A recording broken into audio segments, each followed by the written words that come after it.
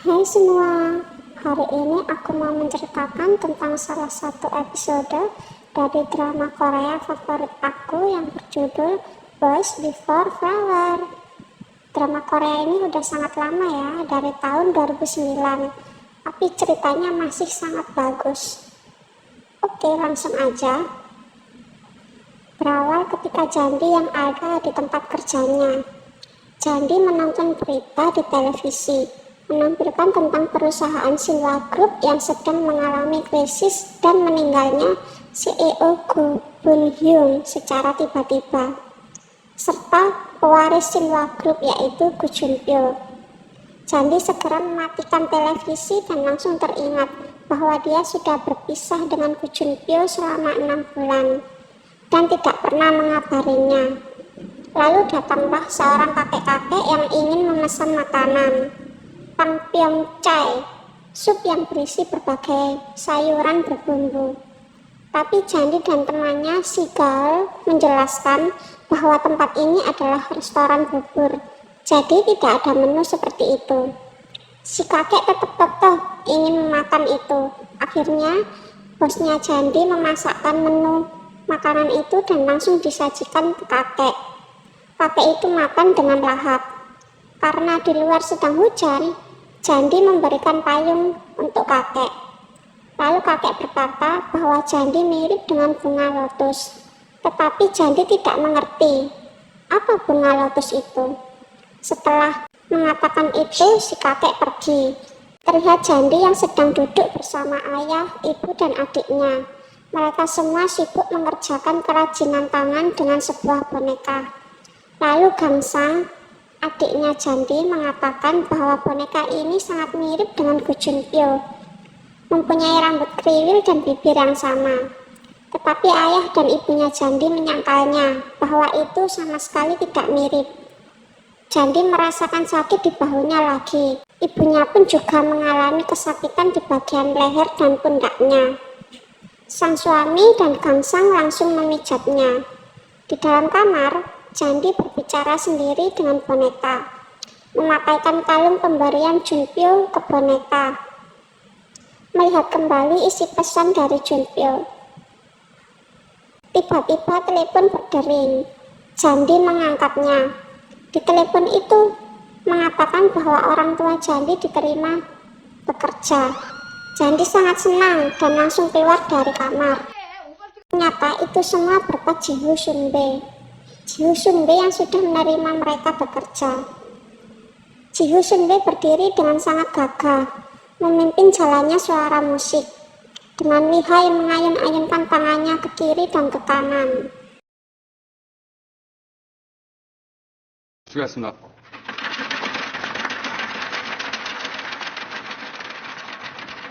Ibunya Jandi sedang membersihkan bagian kaca yang kotor di tangga.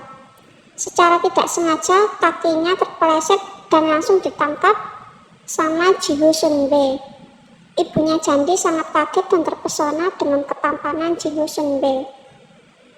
Jandi sedang berenang, tetapi berulang kali dia merasa terhenti di tengah kolam karena merasakan sakit di bahu sebelah kiri. Datanglah Jiho Sunbae yang bertanya pada Jandi, apakah sudah memeriksakan ke dokter? Jandi pun berbohong dan mengiyakan. Lalu Jiho Sunbae menyeret Jandi ke sebuah ruangan.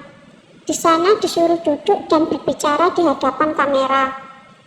Jandi bertanya, untuk apa semua ini? Jiho Sunbae menjawab bahwa semua rekaman itu nanti akan dikirimkan kepada Junpyo. Akhirnya Jandi pun berbicara di hadapan kamera. Jandi berbicara dengan banyak hal. Setelah mengatakan itu semua, Jiho Sunbae memainkan piano. Jandi pun ikut duduk bergabung memainkan piano.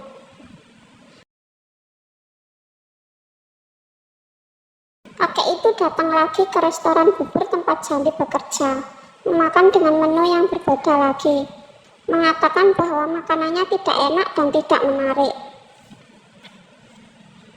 Jandi dan Gaul kaget, segera mencicipinya, dan ternyata rasanya sangat enak. Mereka terheran-heran kenapa kakek itu bilang tidak enak.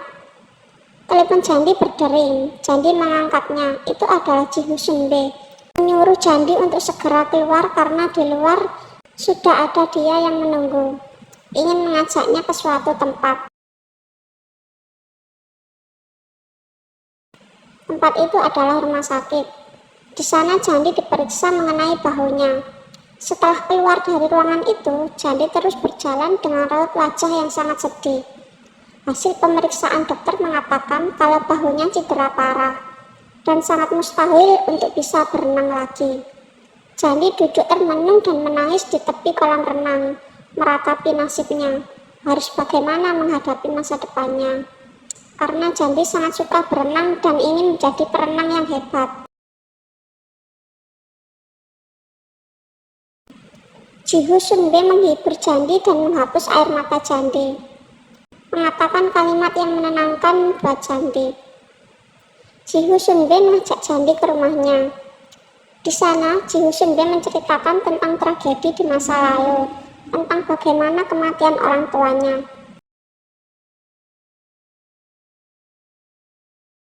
Terlihat Jandi melepaskan poster-poster atlet berenang di kamarnya, menyimpannya di sebuah kotak, dan memegang kacamata renang yang dibelikan Junpyo. Keluarga Jandi sedang menonton film. Di film itu mengatakan kalau memang mencintai seseorang yang berada jauh di sana, maka datanglah untuk menemuinya. Jandi merasa tertampar dengan kalimat itu. Di tempat kerjanya, Jandi sangat pusing. Dia ingin menemui Junpyo yang ada di Makau, tetapi dia tidak punya uang. Memberanikan diri untuk meminta gaji lebih awal ke bosnya, sebesar 2 juta won. Kalau dirupiahkan sekitar 23 juta. Tapi si bos juga tidak punya uang sebanyak itu. Restoran bubur tempatnya juga sepi pelanggan. Akhirnya bosnya menyuruh Jandi menjualkan bubur-bubur itu dan memberikan bonus untuk setiap satu paket bubur yang terjual. Jandi dan Gaul menjual bubur itu di depan restoran, menawar-nawarkan sambil berteriak, sambil menggigil menahan dingin. Karena cuacanya sangat dingin, tetapi tidak ada satupun orang yang membeli. Dari arah depan datanglah 3 mobil. Mereka adalah bagian dari F4, Ji Hussein, Yo Jeong-seun, dan Woo Bin-seun. Setelah mereka bertiga bergabung untuk membantu berjualan, orang-orang langsung berbondong-bondong datang, berebut bubur. Bubur itu pun ludes terjual. Jandi mendapatkan bonus uang yang sangat banyak. Uang itu akan digunakan untuk membeli tiket pesawat dan segala kebutuhan untuk menemui Junpyo. Setelah semuanya selesai, Ji Hussein mengatakan tujuan dari kedatangannya. Itu adalah kolam renang. Di sana Jandi disuruh berenang untuk yang terakhir kalinya. Dan di sana para Senbe memberikan piagam ke Jandi, mengumumkan bahwa atlet perenang yang bernama Gem Jandi akan pensiun. Terlihat Jandi yang sudah berada di bandara Makau. Sambil menyeret kopernya, Jandi menoleh melihat ke sekeliling. Lalu ada seorang lelaki dewasa berkacamata yang menawarkan taksi kepada Jandi dengan biaya $100 untuk bisa ke Makau. Kalau dirupiahkan sekitar 1.500.000. Masih bingung dan menghitung biayanya lagi. Setelahnya menolak karena terlalu mahal. Akhirnya, Jandi memilih naik bis. Sepanjang perjalanan, Jandi melihat-lihat pemandangan dari balik kaca jendela. Tersenyum karena pemandangannya sangat indah. Setelah sampai, Jandi berjalan cukup jauh untuk mencari pintu masuk. Terkagum-kagum dengan bangunannya yang sangat besar dan mewah. Di sampingnya melintas beberapa mobil berwarna hitam. Mobil itu berhenti. Terlihat seorang pemuda yang sangat tampan dan tinggi dengan setelan pakaian yang sangat bagus keluar dari mobil itu, diikuti oleh orang-orang di belakangnya. Pemuda tampan itu adalah Gu Junpyo. Jandi sangat kaget dan langsung mengenali sosok pemuda itu. Jandi berteriak memanggil namanya, tetapi Junpyo tidak mendengarnya dan langsung berjalan masuk ke dalam. Jandi pun juga ikut menyusul masuk ke dalam. Tetapi Candi diberhentikan oleh 2 orang penjaga di tempat. Candi dilarang masuk ke sana karena ruangan itu adalah ruangan VIP. Hanya orang-orang tertentu saja yang boleh masuk. Candi tidak menyerah dan berontak, ingin masuk ke dalam, tetapi usahanya sia-sia. Candi langsung diusir keluar oleh para penjaga itu. Candi frustasi dan memilih pergi. Tapi pada akhirnya Candi memilih menunggu di depan gedung itu, duduk di atas kopernya. Lalu Candi melihat ada seseorang yang menjatuhkan sesuatu di depannya. Candi ingin berteriak ke orang itu, tetapi orang itu sudah naik bis. Candi mengambilnya, dan itu adalah sebuah peta. Candi berjalan-jalan di tempat yang dipenuhi dengan berbagai makanan, melihat-lihat jajanan itu. Merasa lapar, akhirnya Candi membeli 1 bakpao yang masih panas, langsung memakannya dengan sangat lahap. Berpindah ke toko lain lagi, mencicipi dan ingin membelinya.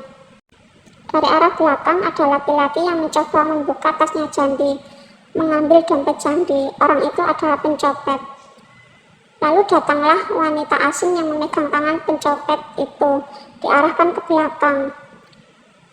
Wanita itu menolong Candi dari pencopet, bertarung melawan pencopet. Wanita itu sungguh keren. Polisi pun datang menangkap pencopet itu. Candi dan wanita itu berjalan sambil mengobrol.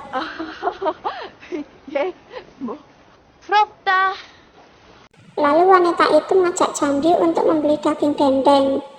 Wanita itu membeli 10 daging dendeng dengan harga yang lebih murah. Wanita itu pintar menawar. Wanita itu memberikan setengah daging dendengnya kepada Candi. Mereka berpisah karena beda arah jalan. Candi kembali menunggu di sebuah gedung dengan bosan. Lalu ada gerombolan-gerombolan orang yang datang dengan menaiki bis. Candi langsung dapat ide. Candi ikut bergabung ke gerombolan-gerombolan itu untuk ikut masuk. Di sana Candi dibuat sangat kagum dengan isi bangunannya. Banyak barang-barang mewah yang dijual di sana. Ada hotel dan tempat berjudi juga, berisikan orang-orang yang beruang. Tanpa sengaja, Candi melihat ke sebuah bar. Di sana ada Junpyo yang sedang berjalan dan mengobrol santai dengan seorang wanita cantik dan anggun. Di tangannya ada segelas minuman. Mereka berdua tertawa. Candi yang melihatnya merasa sangat sedih dan cemburu. Ketika hendak pergi, tanpa sengaja ada orang yang menumpahkan minuman ke bajunya. Orang itu langsung meminta maaf. Junpyo mendengarnya dan langsung menoleh ke arah suara itu. Junpyo melihat Candi ada di sana. Candi menatap balik. Mereka berdua saling tatap dalam keheningan. Terlihat dari sorot mata Junpyo bahwa dia ingin segera berlari ke arah Candi. Junpyo langsung tersadar, membuang muka dan berjalan pergi. Candi terlihat sangat kecewa, berlari mencari kamar mandi. Di dalam kamar mandi, Candi mengomel. Seperti mimpi, Junpyo terlihat sangat berbeda, seperti tidak mengenalnya. Candi langsung membersihkan bajunya dari noda minuman tadi. Sekretaris Junpyo mengatakan bahwa dia baru saja melihat Candi, tetapi Junpyo tidak menanggapi obrolan itu. Junpyo sangat takut kalau ketahuan sama ibunya, harus pura-pura tegas dan bersikap manis di hadapan orang. Candi melihat-lihat tempat penginapan, lalu ada anak laki-laki yang menawarkan tempat penginapan yang murah. Candi terlihat ragu. Anak laki-laki itu terus memaksanya sambil membawakan kopernya. Akhirnya Candi menuruti dan mengikutinya. Tetapi di tengah perjalanan, anak laki-laki itu tiba-tiba berhenti dan berlari sambil membawa koper itu. Candi kaget, langsung ikut berlari mengejar anak itu. Candi berteriak memintanya untuk berhenti, tetapi sia-sia. Setelah berlari cukup jauh, anak itu pun berhenti. Candi juga ikut berhenti. Anak itu mengatakan bahwa Candi adalah idiot. Candi marah dan merebut kembali kopernya. Mereka berdua saling berebut koper. Tiba-tiba dari arah depan dan belakang muncul beberapa pemuda yang tampangnya seperti preman. Mereka bukan orang baik-baik. Mereka ingin mencelakai dan merampok Jandi. Jandi ketakutan, berjalan mundur ke tembok. Refleks berteriak memanggil nama Go Junpyo. Lalu salah satu dari perampok itu jatuh karena ditendang. Ternyata ada para senbei dari F4 yang datang. Mereka bertiga bertarung melawan perampok. Para perampok ketakutan, apalagi setelah tahu kalau Woo Bin Senbei adalah anak dari ketua mafia. Jandi masih ketakutan, duduk di bawah sambil menangis. Jiwoo Senbei menghapus air mata Jandi. 꼭 이렇게 울고 있을 것 같더라고.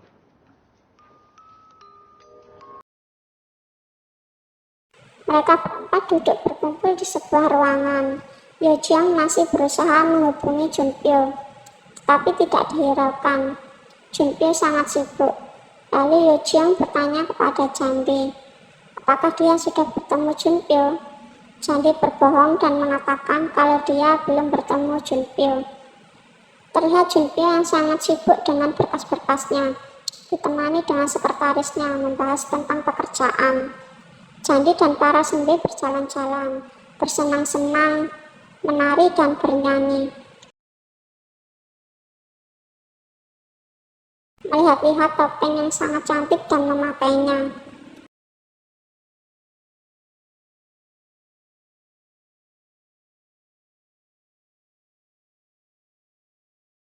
Mereka berempat menaiki perahu. Di tempat yang berbeda, Junpyo menandatangani sebuah berkas, berjabat tangan dengan seseorang, menandakan kalau mereka sudah bekerja sama. Terima kasih yang sudah nonton video aku. Jangan lupa untuk like, komen, dan subscribe ya, agar akunya makin semangat bikin videonya.